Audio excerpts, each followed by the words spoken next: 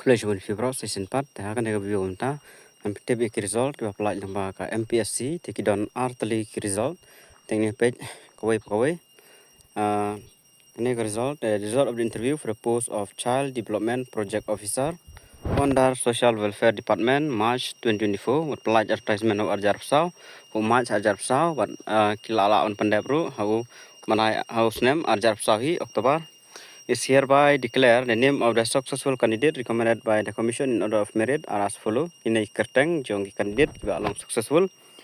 Shri Byron Mandi Lamare on reserve category. Shri MC Enro T Sangma Garo category. Srimati Indari Akor Thaba Khasi Anjantia category.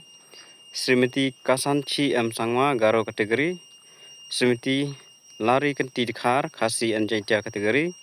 Shri Luke Rian Agitok Sangma Garo category.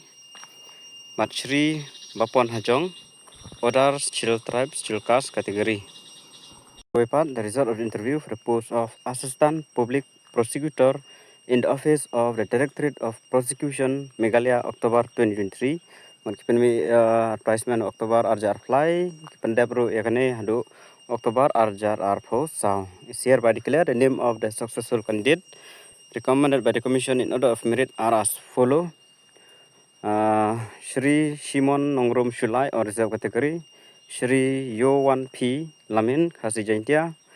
Srimati Mix Dalin Yausai Khasi Jaintia. Srimati Sowanki Lukina Play Khasi Jaintia.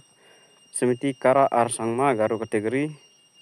Shri Julius R. Marak Garo category. Tangkine hi artali ki result ki papenmi. Congratulations ya kini ki candidate habo artali ki post. Tangkine hi ki jemitip. Kuliah syukun.